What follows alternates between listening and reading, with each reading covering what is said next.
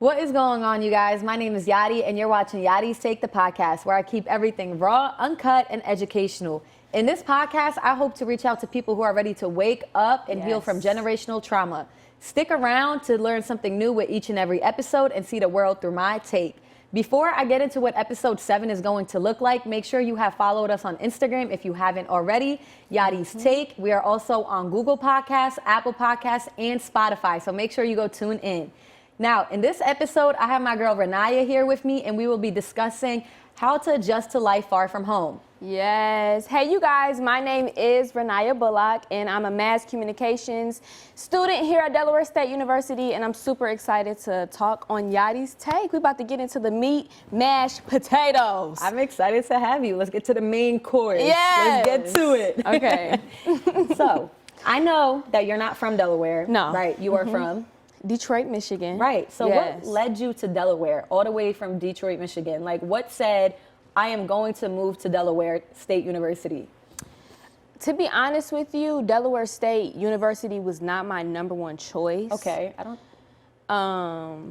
Yeah, it wasn't my number one choice. I applied to a lot of different schools, specifically PWIs, who were very successful in the mass communications journalism program. Right. I said, I'm going to Syracuse. I'm going to University of Southern California. Okay. I'm going to University of Miami. Every single PWI that I applied to outside of Michigan, outside of Detroit, rejected me. It's their loss. So I had to reroute my whole idea. But it's okay, because their loss was our gain. You think so? I think so. I think it was fate that led you here. And even though Del State wasn't your first option, I think there's a lot to benefit from Del State that you probably wouldn't have at the PWIs. Yeah. In my opinion. Yeah. Now that I'm here, I'm glad that I made the decision. Right. But even the reason how I found out about Delaware, because mind you, we don't know nothing about Delaware and Michigan. Nobody To be does. honest with you.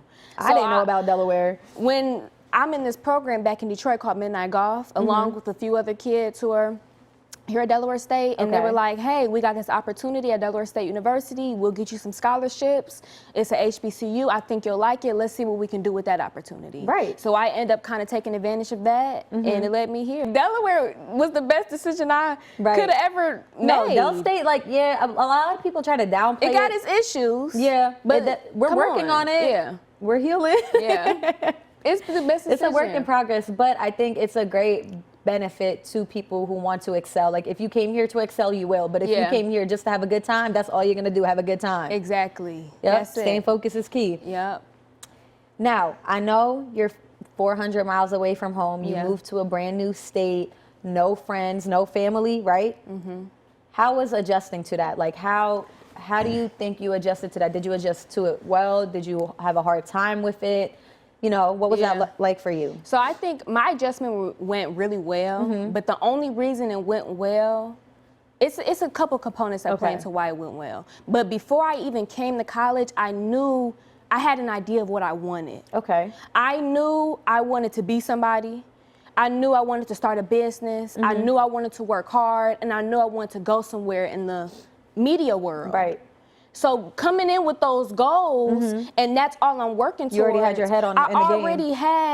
I already had a journey going somewhere. So my mind wasn't focused on, oh, campus is dead. Oh, there is no social life. Oh, there ain't no parties going on. That didn't really bother me so much because I booked myself up with my goals that I came here with. Right. So my adjustment went really well. But another thing that really played into it is that Midnight Golf program I was talking about. I came with a couple students in my same grade who go to different schools around Michigan who also were in that program. We kind of came together. Okay. So me being able to have them as kind of like, okay, we both starting here at Delaware State. Right. We kind of leaned on each other in the first couple weeks, and we're still close to this day. It's good to have that support because you guys coming from the same area, same distance, got to hold each other up. I think that's great. Yeah. I think it's great that you came here with intentions on what you wanted to do, because a lot of people, that's how I started off my first year in college. Like, a lot of people come into college not knowing what they want to do, where they want to start. And I feel like that's why a lot of people are so lost up with, well, what am I in college for? What is my purpose here? And then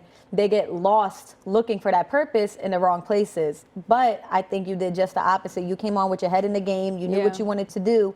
And you even did start your business. Let's get into that. Like, how your business page is successful, in my opinion. For you to have started here at Del State and gained that much attraction to it, not having any type of past connected to Del State with people. Right. Like, how did that even happen? How did you grow that fast? So I have a hair page. Right. I do hair on campus. It's called Ranyah Beauty. Like I said, I knew I wanted that to be my main priority coming into college. Right. I said, I don't know nobody that's here already. I don't know how the game of hair in Delaware works. I don't know if people are already established. Can I even get into this space? I just came in here like, I want to get something done. And even though I'm scared, I'm gonna make it happen. Right. So I reached out to one of my friends. I'm like, hey girl, I will do your hair for free. Right. All you gotta do is pay for the supplies because I need content. I had no content, I had no pictures. And nobody's gonna get their hair done if they can't see if you can't do hair. Exactly. Yeah. Even though I come from a background of hair, my mom did hair for my whole life. That was my Foot Locker job. That was my McDonald's job, was helping her in the shop. So I knew what I was doing. I knew I had the experience. But like you said, nobody's gonna trust nobody who doesn't have proof. Where's of your it. work? Let's see what you can do. Yep. So I said, girl, I'll do it for free, pay for the supplies. She was like, all right, let's do it. I ended up doing her hair 12 hours straight. And just off dedication. Just off me getting some content. And I was like, thank you so much. Did it, posted that video, and then every single person, all right, somebody bit. And it grew from there. Just having being able to let your pride down and be like, you got to step out your comfort zone and do it because nobody else is going to do that for you. Yeah. You could have wanted to start a business page and not know how to create content and waited somebody to do it for you. But until you take that step and step out of your comfort zone, it's not going to happen. And it did. You did it. You put 12 hours of your day. You did the hair for free and it paid out in the end because now you're getting paid to do hair, right? Yep. Yeah. My goal is coming true and I can't wait to continue to build that. And help encourage other people to be in that same position. Because it takes a lot of encouragement to do something. It's uncomfortable. It's not easy to put yourself out there like that. Like, hey, I do hair. Because some people can look and be like, this girl do not do hair, you know? Yeah. You put yourself up for people to have opinions over you. So I want to eventually start to encourage other girls, like, you can get to this space too. Make it comfortable, like, let's do it. Yeah, and the only thing that's gonna make it perfect is practice. So if you're not practicing, you're not doing nothing.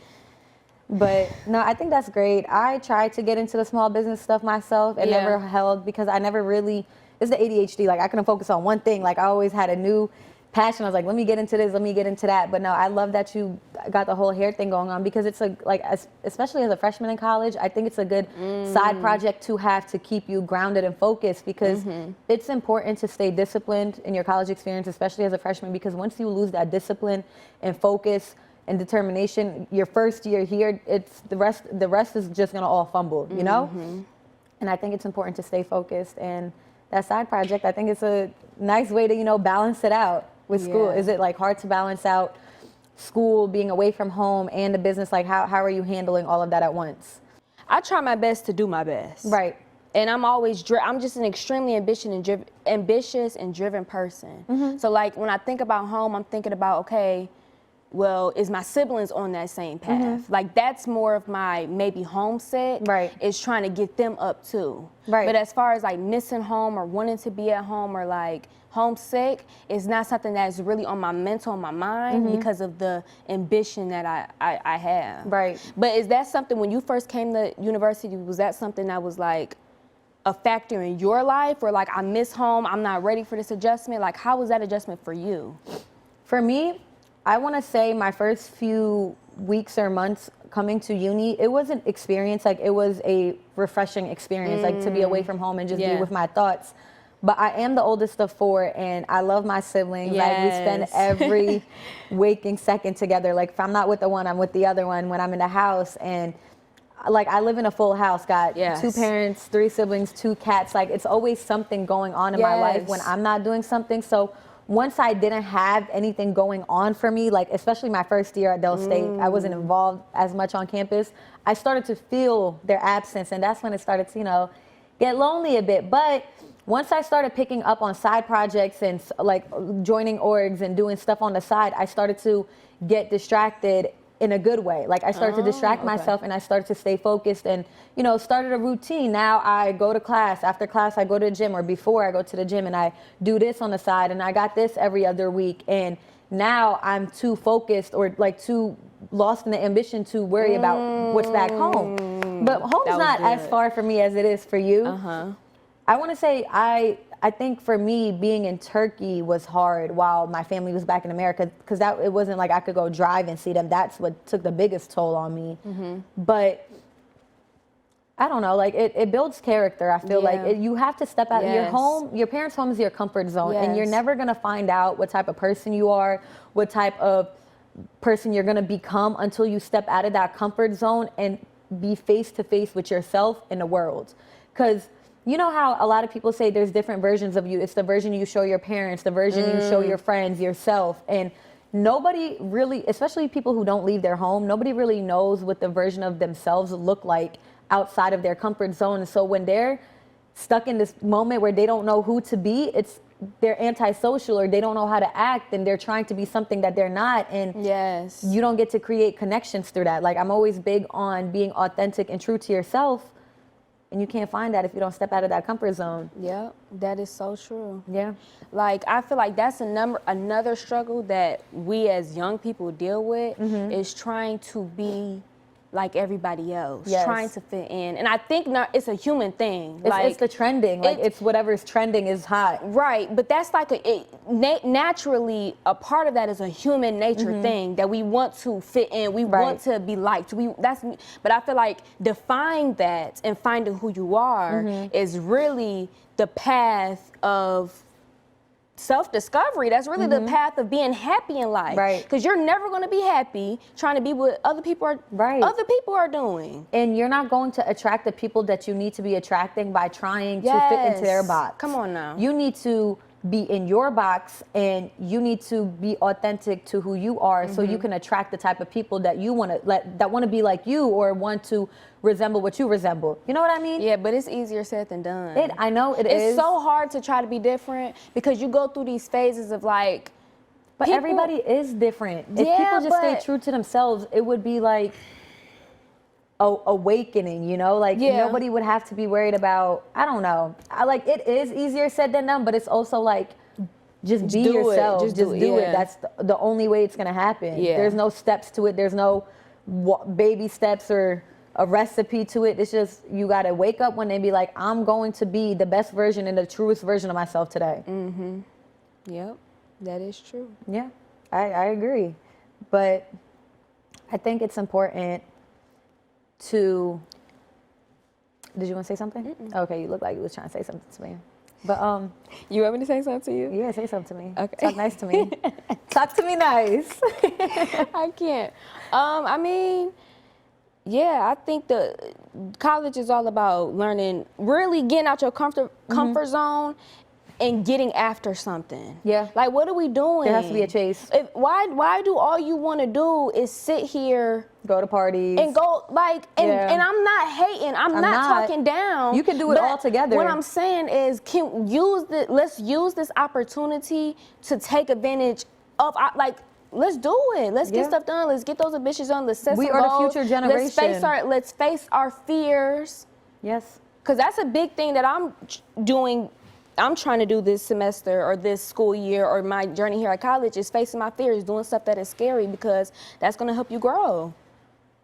But that's the thing, though. A lot of people, nobody really teaches them this stuff. This is like, most parents would, right? Yeah. You would assume for them too. But there's certain parents where it's like, when they became parents, they didn't even know what it was to be a parent. Yeah. So they were trying to figure out how to be an adult while parenting. And they lose focus of what to teach you. And this is stuff that nobody can really teach you. You find out on your own. And whether you find out too late or too soon in life, that's your own journey. But you're the only obstacle in your way from elevating to the next step. Because it's like, if you don't face those fears head on, if you don't step out of your comfort zone, step out of your parents' home and face your fears or do what you want to do next, it's never going to happen. Exactly. And I think there's growth in uncomfort. You know? It is. There is. And it can't happen unless you take that first step. And that first step always requires self-determination and being resilient. But how do you advise somebody to do that? Because it's like, it's sometimes some people got it natural. I didn't have it naturally. It's something that came along with the life lessons I learned throughout the years. You know what I mean? Yeah. Because there's a journey in everybody's life, but you could advise people to start their journey sooner, right? But like, how do you give that advice to somebody where it's like, this is how you should be self-determined. This is how to step on that road. Yep, and that plays into what I was just about to ask you. So less about what other people should do. Right. What about you? Like, what is something right now that you're like, I'm trying to face this fear, I'm trying to get uncomfortable because I want to elevate? Like, what is something that's going on through your life or something you have a goal of? Like, I gotta do this. I gotta do this fearful thing in order to elevate, and I know I have to. Right. As of right now, talking short term, I'm trying to grow my personal page, right? To grow my audience for this podcast and just have a bigger audience. And with that, it requires, like you said, to create content, to have people see what type of person you are, want to listen to me. Who's going to want to listen to me if they don't know who I am? Exactly. So I need to put more of who I am on my page. And I think I'm finding a hard time doing that because it's like in public areas or in certain things, just, you know, the self-criticism, like I want to create content, but then there's also that anxious, nervous anxiety where it's like I don't want to record in public, or I don't like looking back at this recording of myself, I feel stupid, like this I know she just sit in the crib, set up the tripod and start doing this, like, you know, like in stuff Target like that with the vlog camera up in the air, everybody looking at you like. But that's something I need to step out of my comfort zone and start doing, because that's the only way my page is gonna grow, right? That's good. How about you? Something that what you need to do to face your fears and step out of that comfort zone, something you want to do different. I was not expecting that question back. I mean, you asked me. I had to know your take on it, too. We both given our take. What is something that I have to step out of my comfort zone in order to be the best version of elevate? yourself? Yep, to elevate to the next step. I think working on my confidence. Okay.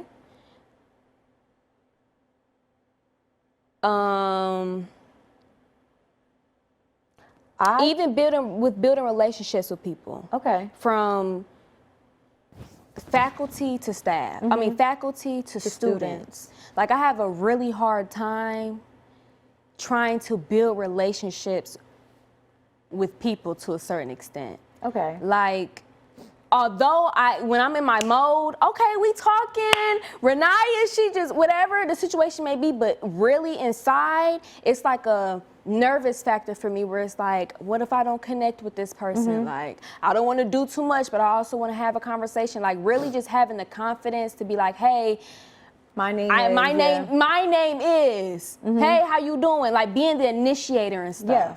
No, I understand that. Because I'm not a good initiator. I'm going to wait until I see when I can get in there.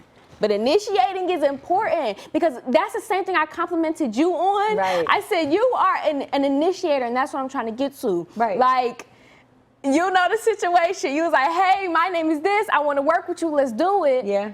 I couldn't have did that the way you have done it, because that's something I'm trying to grow in. So initiating, I would say that. I think that's a great first step to think about, though, because it's like that is something that, girl, I wasn't always like this either. I used to be scared, especially the language barrier. In my head, I'm like, oh my God, I had to like rehearse my sentences sometimes in my head before I walk up to people, because it's like, I don't want to get in front of you and fumble. Right. But that's something that I did to help me start becoming more just easily, naturally walk up to people and easily initiate a conversation. On the confidence part, I think from an outside perspective, watching you, you're doing amazing. Like, you're one of the most confident. It kind of struck me as a surprise that you were a freshman. I tell you this all the time, because you have the confidence of somebody who's not so young, somebody who's been around long and been doing this for some time. That's the type of confidence you have and the type of maturity level that you are on. That's why I was shocked when I found out your age, because like, not to set 18-year-olds in a box, but most 18-year-olds have this immature personality, and you didn't. You had the confidence of somebody who I thought was the same level as me. Not level, but like the same maturity level as me, yeah. And with the initiation, like me personally, I would always, before, like, I always examine the room I'm always in, right? And I set my intentions on whether who I know I'm gonna speak to or what I'm getting out of this meeting, this event that I'm at. I make my goals, my targets. I'm gonna hit this person first and that person. I walk up to them, hey, do you have a second? Can I borrow 5 seconds, 5 minutes of your time? That's it right there. Yes or no? My name is Yarrii. Who am I? I'm a student here. I heard you talking at this seminar about this opportunity, and I would love to take part in it. I just wanted to know if I could get your email or information. Boom. Or you want to walk up to a student, hey, love your outfit. Can I talk to you really quick? Or like, hey, love the hair. Something that you would find complimentary on them, you know? Right. And get into there. My name is Yarrii. I heard you talking about this. I seen you doing this. I would love to get to see your work or try to work with you and see if that's something you'd be interested in. But in order to do that, you have to be comfortable with rejection. Yes, and you do. But that's the thing. A lot of people, what if they reject including me, what are you is gonna not lose? comfortable. I know, but it's like, imagine what you could gain. You have a whole lot more gain to lose. Like, yeah, if all right. you lost the was worst they can say is no. Exactly. It's the just worst, the idea of, I don't know. I know. Rejection is hard. Girl, to me kinda too. I never been overcome. rejected, so I know it'd be hard. Girl, the rejection be scaring me too. But it's like you have to be okay. And I'm sorry. That was kind of funny. funny. I mean, what can I say, man? I've never been rejected. I haven't. I know that's right. Yeah. Period. But there's also a whole personality thing that plays with that. Me personally, if somebody walks up to me and initiates something, I'm going to be down to earth with you only if you're down to earth with me. I cannot stand, and I said this before, people who do the whole voice change. Like if I meet somebody and I know your voice is your true voice, like you don't do the customer service voice. Yeah. Hi, my name is, like, I would love to, like, I don't, like, if you can be authentic to your voice and who you are, I know you're about to have a real conveation with me and I'm going to give you 2 minutes of my day. You know? Right. There's also the vibe. If I get around my man and I be like, hey, how you doing? I'm going to call you out because I'm going to be like, that's not what you sound like when you talk to us. Why are you? Because I have to be very like, hey, like you got to be very like that. Girl, with your I man. know that men be afraid of the little aggressiveness in our voice, but if he can't handle it, he's not a man. You be true to yourself and the right one gonna come along. Period. Do not dial your voice down for a man. You Let me ask you. Yeah. Is there something or someone that inspires you to have the ambition that you do? Whew, yes. Number one, my mama. Okay. Cause like I said, I got Shout out Mama. shout out to the mama. Yes. If she's watching this, we love you. I have 5 siblings. Okay.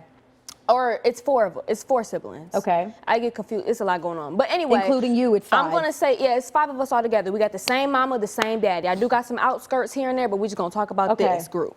Right? And I've seen my mom get up, work 7 days a week, like get to the bag, get to the money, provide for us, and still try to be a mother as far as nurturing, making sure we had everything we had for school. Like her ambition is on another level. Okay. I'm young, right? So I shouldn't be tired. But when I compare it to her, I be like, I feel like I'm not doing enough because what she can do in a day, how many heads she can bust out in a day, how many places and errands she can run in a day is ridiculous. Yeah. So it's like, she drives my ambition because if she can do it with 5 kids and have a mental saneness, then I can do it. Right. This college thing is a piece of cake.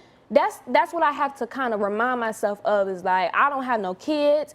I don't have no major responsibilities. I just got to take care of myself and make sure I'm good. So like that's what it is. No, it's important to be able to recognize that and, you know, learn from that as well. Because a lot of people, they try to, they won't downplay what their parents do for them. You know, they don't do that much. It's like, the amount that I mean, I can't speak for everybody because everybody's family situation is different, but the amount of stuff that our parents do for us, it's like we really don't have any reason, especially me. Like my parents were immigrants when they came to this country. They started from nothing, no language, no assets, no nothing, like straight fresh. You know, imagine being in your early 20s in a whole new country. You're about to have a kid. You don't know the language. You don't know the schools, the roads. Like they did everything for me to have this comfortable life so I can excel and I can elevate. So what am I doing sitting around not doing anything with the opportunities that they gave me? Exactly. Especially being the oldest in my family, like I have to be that first because it's like my siblings are coming right after me. They need that example. Yes, they need that example and they need that confidence. If I did it confidently, they shouldn't be hesitant or nervous. Like if my sister could do it and my sister was the first one to do it, nobody showed me how to do FAFSA. Nobody showed me how to apply to college. Like they have somebody they can ask questions to. I didn't. So I had to do it right so they can look up to that, you know? Yes. And that's another driving force in me is my siblings. Yes. Like always in the back of my head, like, okay, how am I going to put them in position coming up after me? Because I'm the oldest girl, right? I got a brother that's older than me, but all the rest of them is my younger siblings, and they really being the look oldest up girl to is me. humbling. It is. And now that I'm older, I now know that there's deeper responsibility and how I need to show leadership to them and how I need to have more conversations with them and how I need to get them prepared, because the only reason I'm here today, shout out to my mama, she did what she could, but because of outside people. I was in different organizations. I had different mentors. Her clients were my mentors. Those are the people who really put it on. Like who really showed me the way, who really, my people don't come from college. You need that different experience though. Yeah, she couldn't tell me nothing. Like you said, she couldn't tell me nothing about a FAFSA, nothing about a nothing. I had to go search for opportunity. Closed mouths don't get fed. Exactly. And now that I have access to opportunity, now I got to pass it along to the people who come after me. So that's kind of like my goal and how I need to maneuver through these years. Yeah, no, it's definitely a lot of weight having on your shoulders, being the first in your family to do something, because it's like they're always looking up to you. So it's like your wrongs are going to be something that they can avoid. Your rights is going to be something that's going to come easily to them. And it is really important. Like me, like being the oldest, it puts a lot of weight on your shoulders, but it also puts a lot of stuff into perspective, because you can't wait around for somebody else to do it for you. Your parents can't help you. It will never get done. And it's not that, you know, they can't help us in other ways. They can. But when it comes to this type of stuff, we had to do it on our own. And you weren't going to be able to do that without those outsource experience and the experiences that you had to go through to come to where you are. I want to say experience puts a lot of stuff into perspective, and a lot of people, they just don't have that. Like, it's not even about having more life experience, you know, like the experience is what you make it. It only happens if you put yourself in a car and take yourself there, or if you pick up the phone and reach out to that person who needs to help you with your college applications, your scholarships. It's only going to happen if you pick your arm up, pick your foot up to do it, you know, like nobody's going to do it for you. Yeah. And that's right there is self-determination, self-accountability. Like, that's important. It is important, but I just talked about this with my therapist the other day. She asked me, because I was having a little week where it was a bad week, you know, and asked me if I could reach out to an accountability partner. Because sometimes, you know, we have weeks where mentally we're burnt out, we're overdrained. It happens. Like, we're not supposed to be on go 24/7. We're human. We're allowed to have bad weeks. So, you know, it's important to have a friend that you can hit them up randomly and just be like, hey, I need you to be my accountability partner this week. And whatever you need from them, like I needed them to hold me accountable to do what I needed to this week, as in my responsibilities and staying away from my bad habits, right? And stuff like that. Like, it's important to surround. It could be a friend, it could be your family member, somebody that you know cares about you and will put you in line if you step out. Because it's important to not only hold yourself accountable, but be able to listen to others when they're trying to hold you accountable, and not letting pride get in the way of that. Well, who are you to tell me? Like, you literally told me to hold you accountable. What are you talking about right now? You know, I know you're mad. I know you're frustrated. Feel it out. But you still got to do this at 4 o'clock. I'm 100% with that. But I feel like that still plays into self-accountability, because what it took to even ask that person, hey. That's also a vulnerable moment. It's a vulnerable moment. Like, that support is necessary too. No, and I'm 100% with that. Like, and I love get you somebody who gonna tell you when you're wrong. Get you somebody who gonna put you in position when they know you ain't doing what you're supposed to do. That's what a real friend is. The ones who lie to you and let you look stupid and be the word, like the ones who let you fall and not elevate. They laughing at you with their other friends. Like, look at they pun on you. They purposely not putting you back up. They're not pulling you back up. They're not trying to push you to be the best version of yourself, because they don't want you to be. They're envious, and those are not your real friends. That's another thing. In college, a lot of people make the wrong friendships, and that's why you're distracted. You're not in the right headspace, and you're with people who aren't pushing you to be. That's one thing I did in especially last year. I cut out all the friends that I knew weren't adding on to my life or benefiting me in any way, or I wasn't doing the same for them.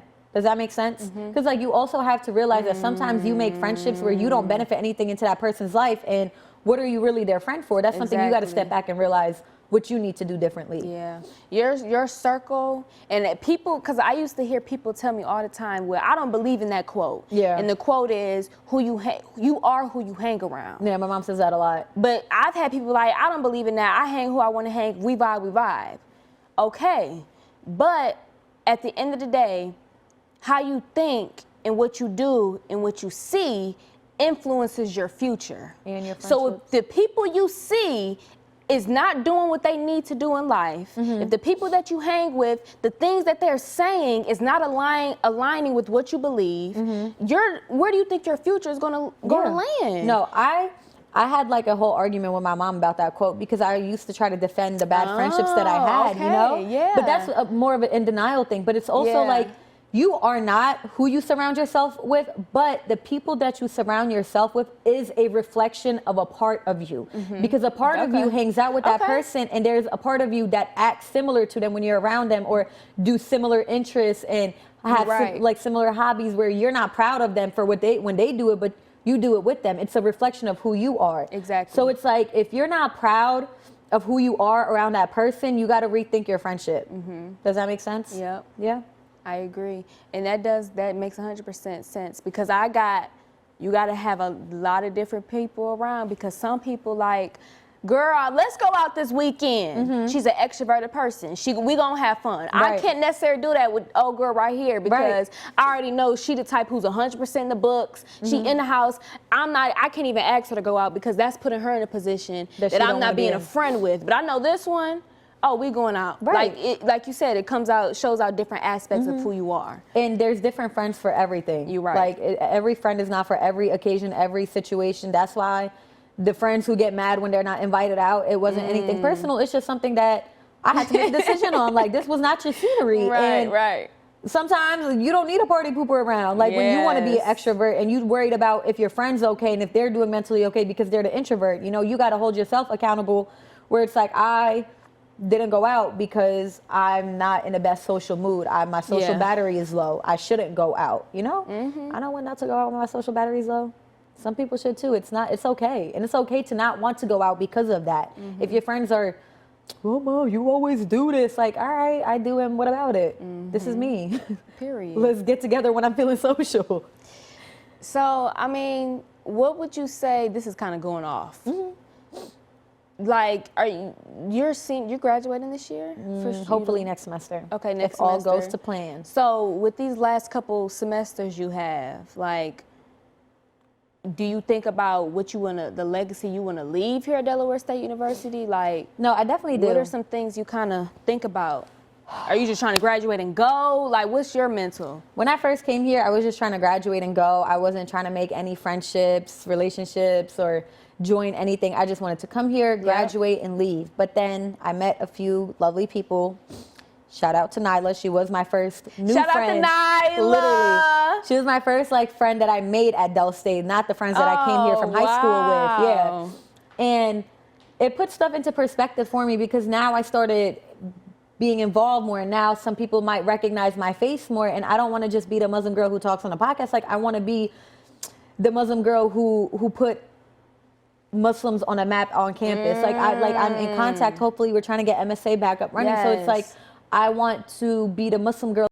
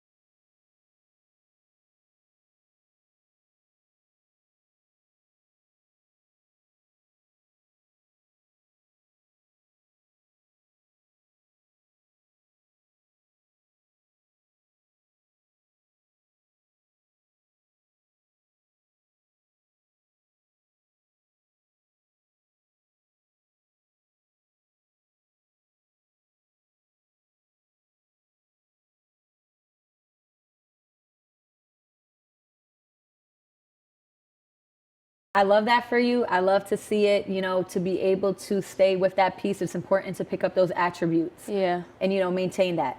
But with all that being said, I hope this does teach you a little something about self-determination and how to cope with being far away from home. Yep. Just stay focused, stay determined, and see the bigger picture and become the best version of yourself and be proud of who you are. If you haven't already, make sure you follow us on Instagram at Yarrii's Take. Like I have said multiple times before, we're on Apple Podcasts, Google Podcasts, Spotify. Make sure you go tune in, stick around for the next episode, and hear my take.